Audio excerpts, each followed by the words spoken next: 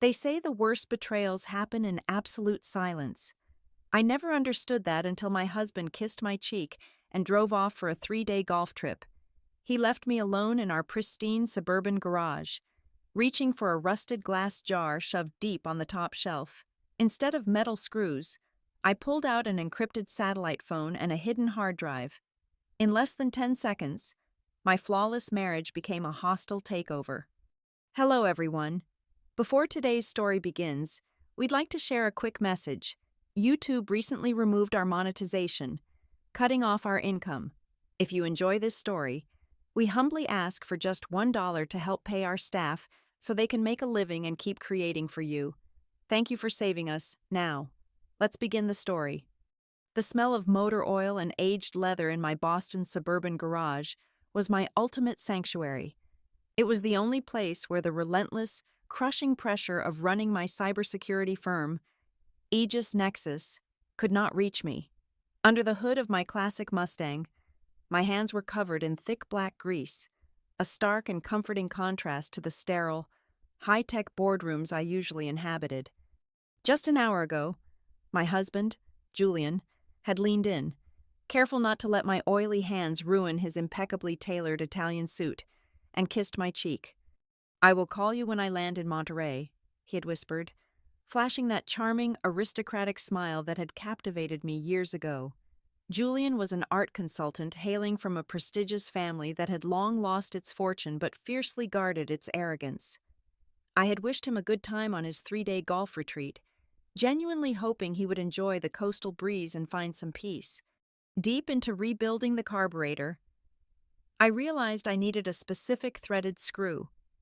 I wiped my hands on an old rag and reached up to the highest shelf in the back corner of the garage, searching blindly until my fingers brushed against a rusted glass jar shoved all the way to the wall. I pulled it down, expecting the familiar metallic clatter of spare parts. Instead, the jar produced a heavy, muffled thud. Frowning, I unscrewed the lid and tipped the contents onto my workbench. Out slid a military-grade, encrypted satellite phone and a miniature solid-state drive. I stared at the devices, my mind hitting a solid blank wall. Julian could barely troubleshoot our home router. He thought the cloud was an actual meteorological phenomenon. Why was a man utterly illiterate in technology hiding hardware that looked like it belonged to a covert intelligence operative? My pulse quickened. The instinct that had kept me alive and clawing my way up from a childhood in the poorest slums kicked in. I did not take the drive into the house. I walked over to a standalone, air-gapped diagnostic laptop I kept on a side table for testing isolated systems. I plugged the drive in. It took me less than 5 minutes to bypass the primitive folder encryption. What I found inside shattered my reality with the precision of a sniper's bullet. Julian was not on a flight to California. Global positioning logs from the satellite phone pinged his location to a luxury wooden cabin exactly 20 miles away from our driveway. He was there with Eleanor, the breathtakingly beautiful wife of Julian's older brother, Arthur. Arthur was a condescending tech investor who never missed a chance to remind me of my lowly origins, and his pristine, elegant wife was currently warming the bed of my husband. But the affair was merely a pathetic footnote to the true horror hidden in the encrypted chat logs. This was not a romance fueled by passion. It was a calculated hostile takeover. As I scrolled through the messages, another name appeared on the screen. Morgan, my ambitious, bitterly jealous half-sister. The three of them had formed a syndicate of absolute betrayal. The text exchanges outlined a meticulous, devastating blueprint. They were planning to steal the core algorithmic source code of Aegis Nexus. Julian and Eleanor were the inside operatives, manipulating my trust, while using Morgan's low-level administrative access to probe the secondary firewalls. They had already negotiated a clandestine deal to sell my life's work to our largest corporate rival for tens of millions of dollars. The final phase of the plan made my blood run ice-cold in my veins. They were not just going to take the money and leave. They had fabricated digital footprints to plant undeniable evidence of economic espionage on my personal servers. By the time the federal authorities discovered the breach, the fabricated trail would point directly to me. I would face 20 years in federal prison, losing my company, my freedom, and my hard-earned reputation, while Julian and Eleanor vanished overseas with a fortune, leaving Arthur utterly humiliated and destroyed. I sat in the dim light of the garage, the blue glow of the screen illuminating the grease smudges on my face. The silence of the large house above me felt heavy and suffocating. A normal woman might have collapsed. She might have screamed until her throat bled, thrown the laptop against the concrete wall, or burst into violent tears of heartbreak and shock. I did not shed a single tear.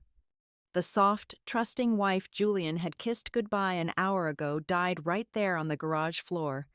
In her place, the street-smart, ruthless survivor who had built a billion-dollar empire from absolutely nothing woke up, breathing steady and deep. A profound, terrifying calm washed over me. I safely ejected the drive, placed it back into the rusted jar along with the satellite phone, and returned it to the exact spot on the high shelf, pushing it back so the dust ring aligned perfectly. I wiped my hands clean, staring at my reflection in the polished chrome of the Mustang. They wanted to play a game of shadows and code with the queen of cybersecurity. I smiled into the empty garage, mentally loading the chamber for a digital massacre. Before I placed the jar back on the shelf, I had mirrored every single byte of data from the solid-state drive and the satellite phone onto my secure local network. It was a forensic-level clone. I bypassed the timestamps and access registries, ensuring the metadata reflected zero tampering. As far as the digital world was concerned, those devices had remained completely untouched in the dark since the moment Julian hid them. My first move was securing visual confirmation. Sitting at my primary workstation in the basement server room, I bypassed the standard commercial protocols and tapped directly into the low Earth orbit surveillance grid owned by Aegis Nexus. It took me exactly 4 minutes to hack the localized network of the luxury resort 20 miles away. I pulled up the live security feeds of the property. There they were, camera 4, facing the private deck of the cabin. Julian was pouring champagne, laughing, while Eleanor lounged in a plush robe, her hand resting intimately on his thigh. They looked so triumphant, so completely certain of their impending victory. I watched them for exactly 60 seconds, feeling nothing but a chilling clarity, before I closed the video window and went to work on the larger puzzle. If Julian and Eleanor were plotting to steal my life's work, they needed a distribution channel that did not trace back to them. I began running a deep dive packet inspection and reverse engineered the financial pipelines connected to Arthur. My brother-in-law loved to boast about his venture capital firm, parading around high society galas like a modern-day titan of industry. It took digging through 7 layers of shell companies to uncover the rotting corpse of his empire. Arthur's firm was not just failing, it was a black hole of toxic debt. He had leveraged assets he did not own, creating a house of cards that was about to collapse under $300 million in defaulted loans. Worse still, I intercepted flagged communications buried in the dark web, indicating that the Securities and Exchange Commission was already conducting a covert investigation into his fraudulent practices. Suddenly, the entire syndicate's architecture made perfect sense. Morgan was the useful idiot. She would facilitate the breach from within my company, and in return, they had promised her the chief executive officer chair once I was locked away. But the true masterpiece of the scam belonged to Julian and Eleanor. They were going to use the sale of my stolen source code to temporarily inject phantom liquidity into Arthur's failing fund. On paper, it would look like a miraculous financial rescue.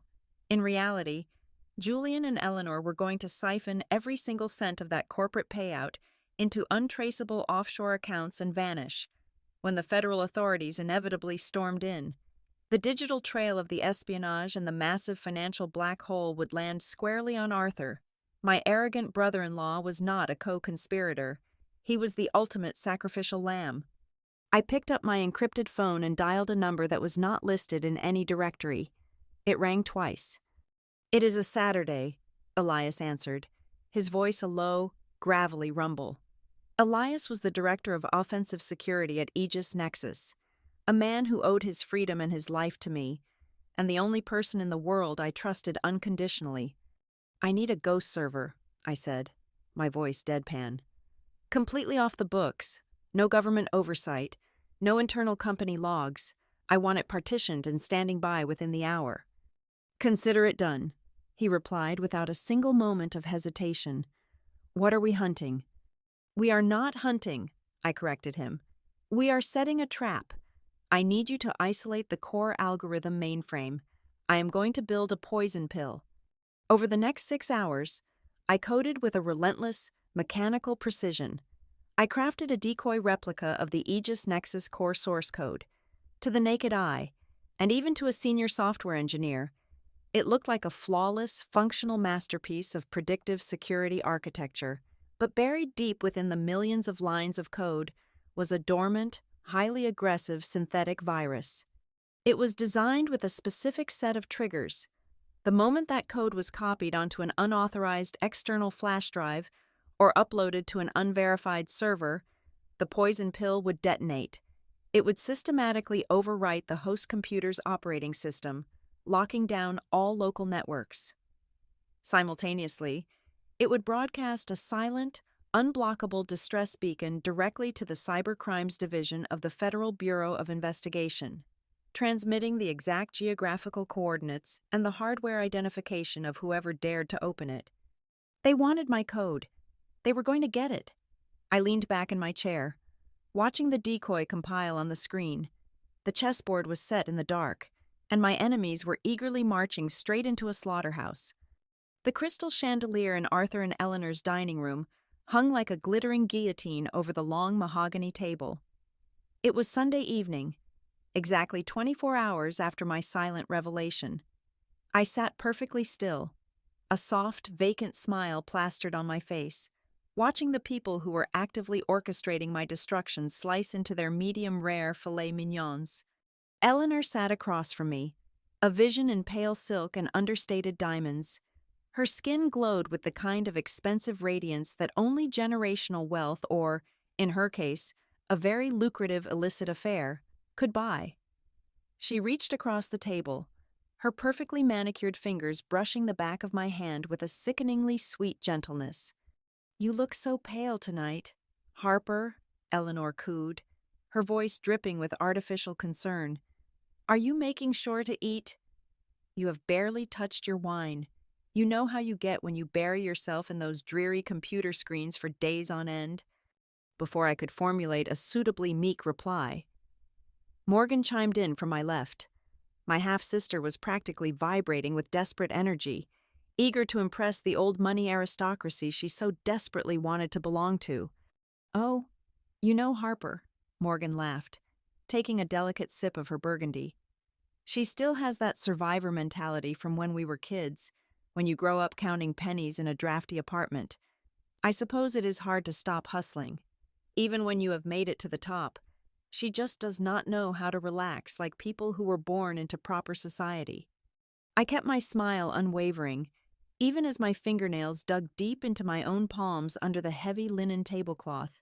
Morgan was wearing a designer dress I had paid for, drinking wine in a house I was preparing to obliterate. Yet she sat there mocking the very grit that had put a roof over her head. I simply nodded, casting my eyes downward in a display of feigned insecurity and embarrassment.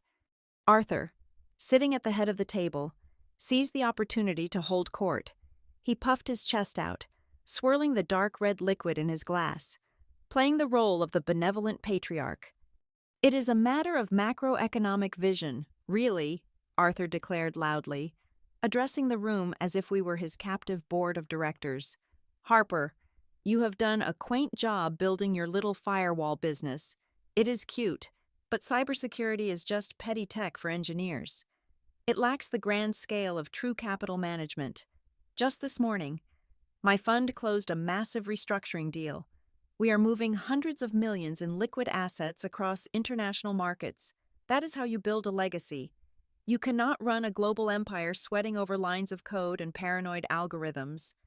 It took every ounce of my willpower not to burst into hysterical laughter right there over the roasted asparagus. The man was bragging about a financial empire that I knew for a fact was drowning in $300 million of toxic, defaulted debt. He was a walking corpse in a tailored suit, lecturing me on legacy while federal investigators were actively sharpening their knives for him in the shadows. "You are right, Arthur," I murmured softly, letting my voice waver just a fraction, playing the defeated woman. "It has been overwhelming lately. Very overwhelming." That was his cue. Julian, seated to my right, immediately shifted his chair closer to mine. He wrapped a strong, warm arm around my shoulders and pressed a tender kiss to my temple. It was the exact same kiss he had given me before leaving to sleep with his sister-in-law. My stomach violently revolted, a wave of pure nausea hitting the back of my throat, but I leaned into his embrace, playing the fragile bird with a broken wing. "I have been incredibly worried about her," Julian announced to the table, his tone heavy with manufactured grief and husbandly devotion. "Harper has not been sleeping. She is barely eating. The pressure of running Aegis Nexus is completely destroying her nervous system. I honestly believe she is on the verge of a severe psychological breakdown. I keep telling her that her health is more important than any company, but she is so stubborn." The sheer audacity of the gaslighting was breathtaking. They were pathologizing my exhaustion, laying the groundwork to declare me mentally unfit, so that my eventual imprisonment would seem like the tragic fall of an unstable woman. Arthur leaned forward, clasping his hands together in a gesture of profound, brotherly solidarity. "Julian told me how bad things have gotten behind closed doors. Listen to me. Harper, we are family, and family protects each other. You need a long, uninterrupted medical leave. Go to a luxury retreat in the Swiss Alps. Spend 6 months there. Get the psychiatric treatment you so clearly need to recover your sanity." "But the company," I whispered, forcing my eyes to glisten with unshed tears, letting my voice crack perfectly. "The board is launching the new Enterprise Security Division next month. I cannot just abandon my post. It will fall apart." "You will not be abandoning anything," Julian said smoothly, his thumb stroking my cheek in a rhythmic, hypnotic motion. "Arthur and I have discussed a solution, a temporary power of attorney. You sign over interim executive control of Aegis Nexus to Arthur's venture fund. With his massive financial infrastructure and executive team, he can keep the ship sailing smoothly while you heal.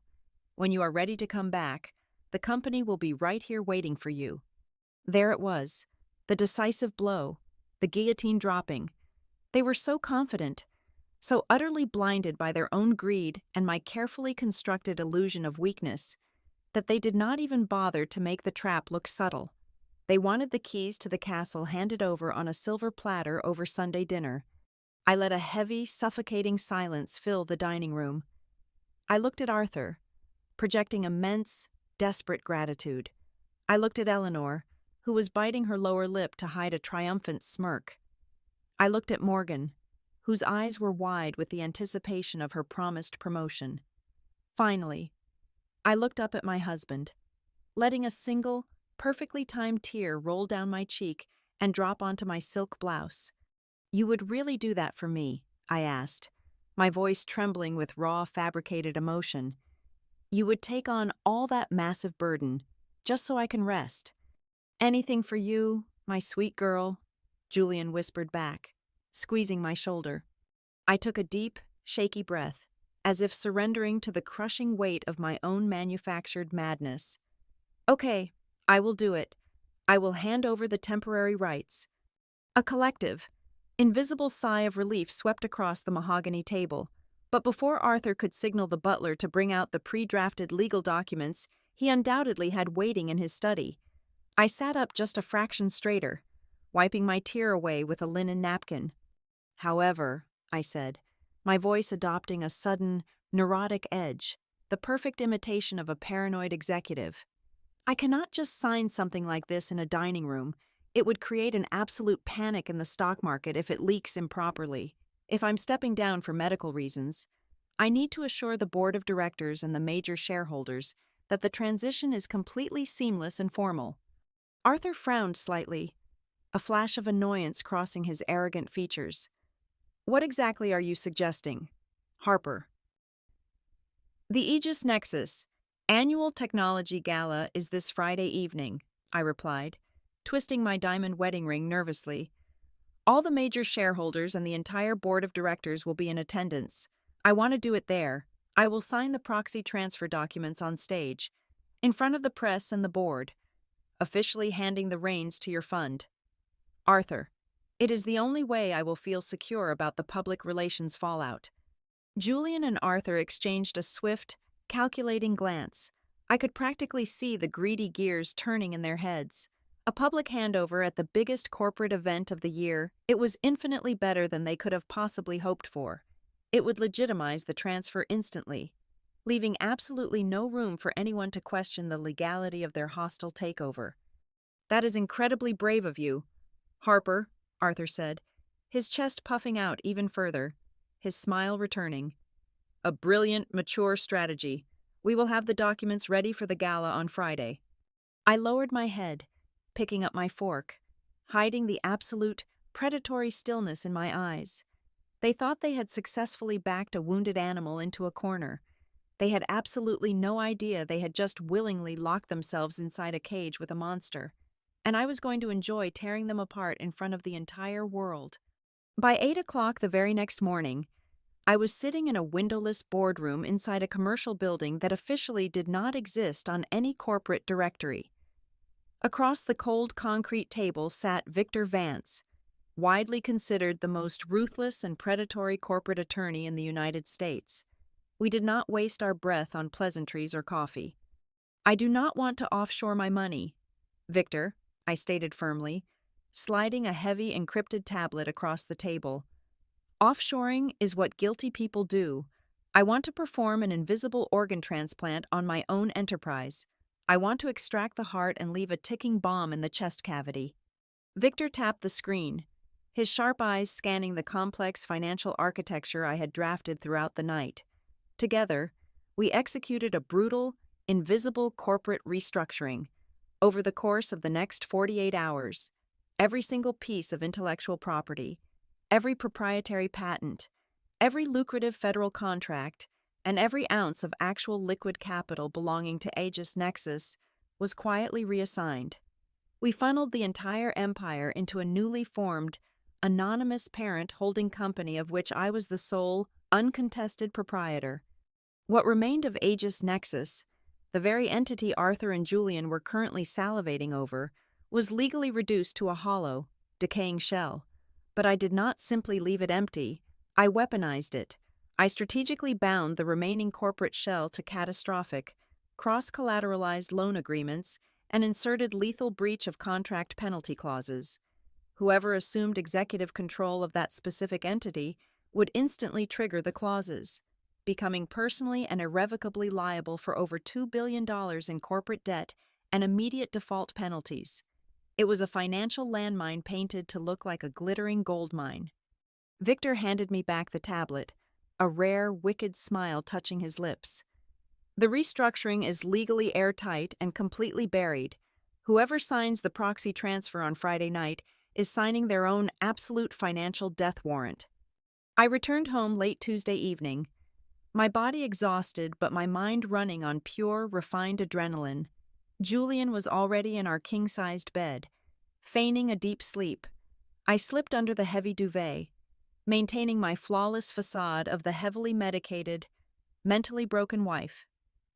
Hours later, at exactly 3 o'clock in the morning, my smartwatch delivered a silent, localized vibration against my wrist. It was an automated alert from the air-gapped system in my basement sanctuary. Through my half-closed eyelids, in the dim moonlight filtering through the heavy curtains, I watched my husband leaning over my side of the bed. Julian delicately took my limp right hand. His breathing was shallow and erratic. He pressed my index finger against a portable biometric scanner. A soft green light blinked on the small device. He had bypassed the physical authentication lock. I lay perfectly still, deliberately slowing my heart rate and matching my breathing to the deep, steady rhythm of a sedative-induced sleep. I listened as he crept out of the master bedroom and headed straight toward my private study. Exactly 5 minutes later, the secondary alert buzzed against my skin. The poison pill had been successfully downloaded onto an external flash drive. The thief had taken the bait. The fake source code was now entirely in the hands of the enemy. The rest of the week blurred into a tense, agonizing countdown. I meticulously played my pathetic role. I obediently drank the calming herbal teas Julian brewed for me. I nodded vaguely when Arthur called to gleefully remind me about the transfer documents his legal team was finalizing for the gala. Every single piece of the chessboard was precisely where I needed it to be. The poisonous contract was ready. The synthetic virus was armed and waiting in my husband's pocket. On Friday afternoon, mere hours before the gala was set to begin, I stood alone in my massive walk-in closet. I walked right past the subdued, conservative business attire I normally wore to corporate functions. Instead, I reached for a floor-length, heavy silk evening gown. It was the exact vibrant color of freshly spilled blood. I carefully steamed the fabric, watching every single wrinkle vanish, smoothing out the perfect armor for a public beheading. The board was set.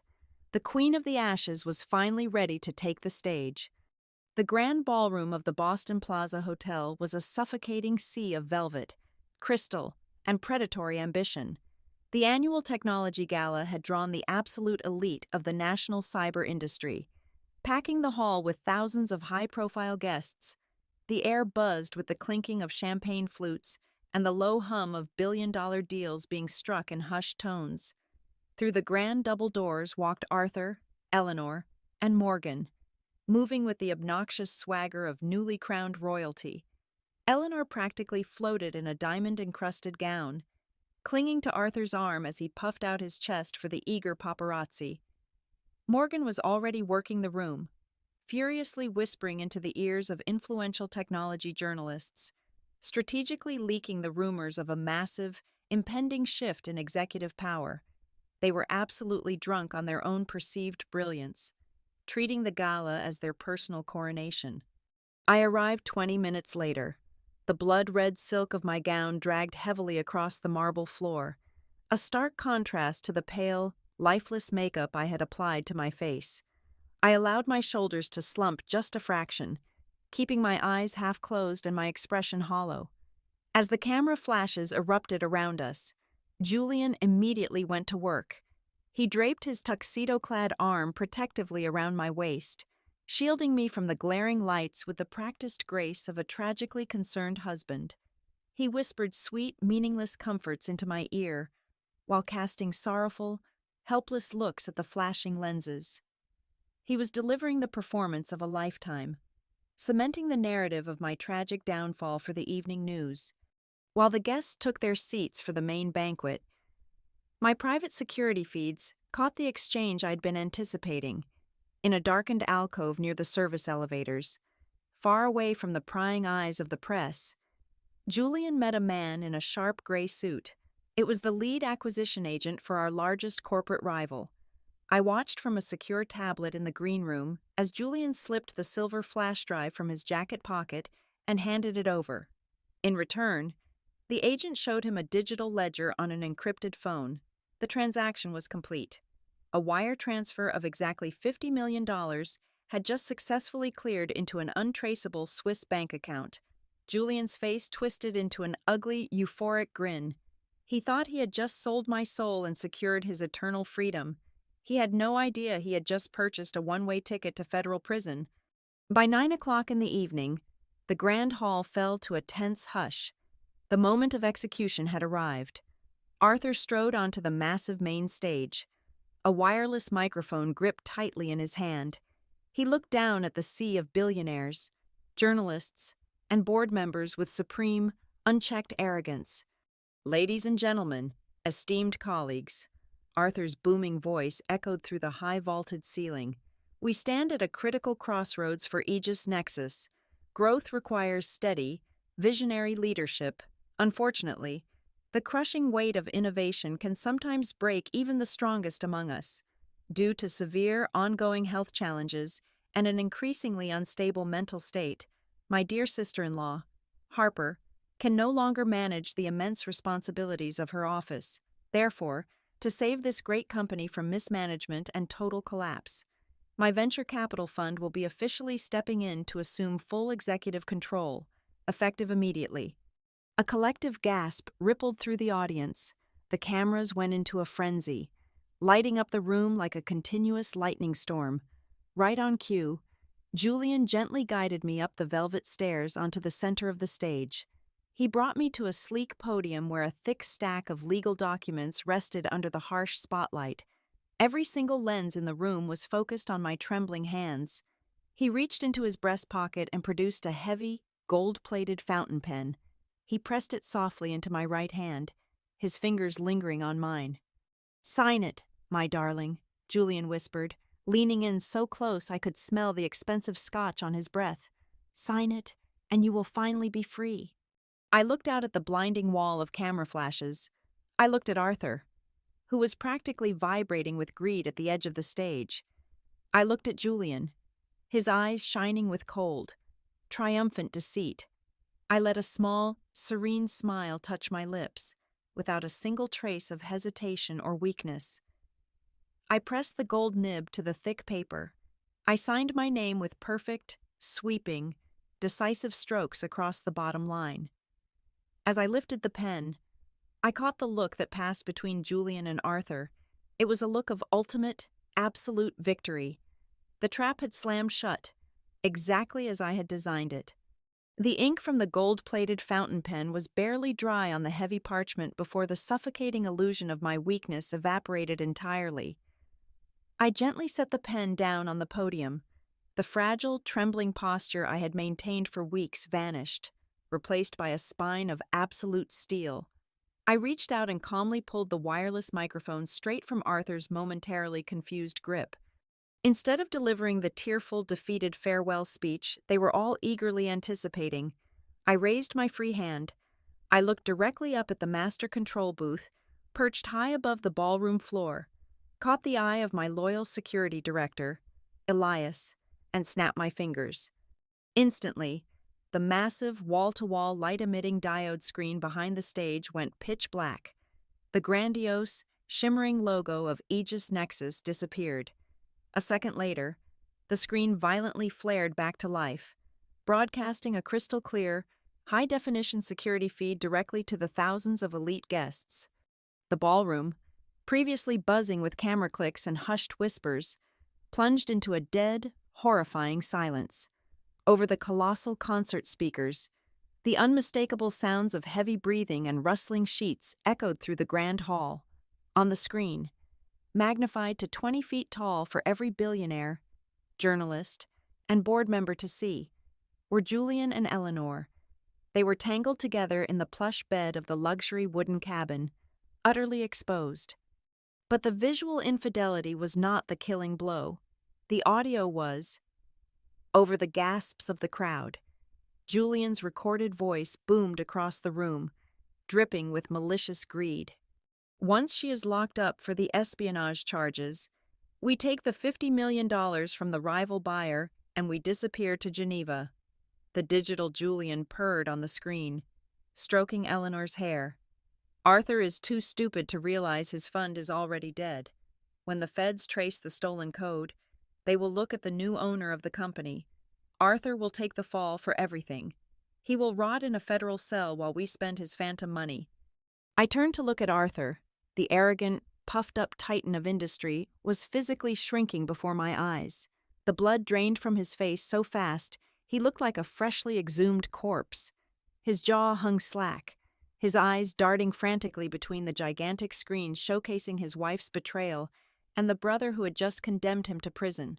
The absolute destruction of his ego was instantaneous and total. A piercing, animalistic shriek shattered the silence. Eleanor had collapsed beside the banquet tables. She was curled on the expensive marble floor, her hands desperately clawing at her own face, trying to hide from the blinding flashes of the paparazzi who had immediately swiveled their lenses away from me and onto the disgraced socialite. Julian was completely paralyzed. He stood frozen next to the podium, his mouth opening and closing like a suffocating fish. The charming, aristocratic mask had violently melted away, leaving behind a terrified, pathetic little boy. I stepped right into his personal space, my voice amplified by the microphone, cutting through the rising chaos of the ballroom like a scythe. "Did you really think you just sold my life's work?" I asked, my tone dripping with Arctic venom. "You did not sell a source code. Julian, you sold a highly aggressive, military-grade tracking virus, and roughly 3 minutes ago, the buyer you met by the service elevators plugged that silver flash drive into his encrypted laptop." Julian began to shake, his knees buckling slightly beneath his tailored tuxedo. "The moment he opened that file," I continued relentlessly, "it locked down his entire mainframe and automatically broadcast a confession of corporate espionage and wire fraud directly to the cyber division of the federal government. As if summoned by my very words, the towering double doors of the grand ballroom burst open with a deafening crash. Dozens of federal agents wearing dark tactical jackets swarmed into the hall. The crowd screamed and scattered like frightened cattle. Over by the catering alcove, the rival corporate agent who had purchased the drive was brutally slammed against a pillar. His hands wrenched behind his back and locked in heavy steel cuffs. Two massive federal agents charged the stage. Julian did not even have the chance to run. They grabbed him by the lapels of his expensive Italian suit and slammed him face first down onto the nearest banquet table. Shattering crystal champagne flutes and sending expensive caviar flying across the room. The metallic click of handcuffs snapping around my husband's wrists was the sweetest symphony I had ever heard. Arthur, snapping out of his catatonic shock, tried to back away from the stage, holding his hands up defensively. "I had nothing to do with the theft," he screamed, his voice cracking with sheer panic. "You heard the recording. I am a victim here. I am the new executive owner of this company." I turned my gaze to him, my expression completely void of mercy. "You are absolutely right, Arthur. You are the sole executive owner of the company whose name is printed on that contract. Congratulations. But what you failed to realize is that I restructured the entire corporation on Tuesday morning. I stripped every single patent, every dime of capital, and every intellectual property right, and moved them to a shadow-holding firm." Arthur stopped moving, his eyes widening in pure, unadulterated terror as the realization set in. "The Aegis Nexus you just legally claimed ownership of is nothing but an empty, rotting shell," I declared, my voice ringing out over the sirens now wailing outside the hotel. "A shell that I intentionally rigged with toxic penalty clauses. By signing that proxy transfer, you just assumed immediate personal liability for $200 million in defaulted corporate debt. Your venture capital fund is not just bankrupt. Arthur, it ceased to exist the very second my ink dried on that page." From the corner of my eye, I saw a blur of motion. Morgan, her face twisted into a mask of ugly, feral rage, lunged up the stage stairs. She raised her hand, aiming a vicious slap right at my face. She never made it. My private security guards intercepted her mid-air, grabbing her by both arms and hoisting her off the ground. She kicked and spat, screaming obscenities. "You are fired, Morgan," I said, not even blinking as she thrashed against the guards. "Effective immediately. Throw her out of the building. She leaves with absolutely nothing." The ballroom had descended into total, glorious anarchy. Camera crews were shouting over each other to document the arrests. Arthur had fallen to his knees, weeping openly as a federal agent read him his rights. Eleanor was still sobbing hysterically on the floor, surrounded by a circle of merciless photographers. Julian was being dragged out of the hall, screaming my name, begging for a mercy he had never once shown me. I did not give him a second glance. I handed the microphone to a stunned stagehand. I turned my back on the smoldering ruins of my former family and walked away. The heavy red silk of my gown swept gracefully over the shattered glass and scattered legal documents. I walked out the rear exit of the hotel, stepping into the crisp, cool Boston night air. The flashing red and blue lights of the police cruisers painted the street in chaotic strokes. But I felt nothing but profound, absolute peace. A sleek, black armored vehicle was already idling by the curb, the rear door held open by Elias. I slid into the plush leather seat, leaving the screaming, backstabbing traitors to tear each other apart in the ashes they had built with their own hands. The door closed with a solid, satisfying thud. The engine roared to life, carrying me away into the darkness, forever the undisputed, untouchable queen of a brand new empire. Thank you so much for listening to today's story. We hope you enjoyed it. As an ad-free channel, your support is what keeps us alive. Please support Zoe Revenge Stories with just $1 via the QR code on the screen, or click the link in the description box or pinned comment. Also, we'd love to connect with you. Please leave a comment telling us which city or state you're listening from. Thank you for standing with us, and see you in the next stories.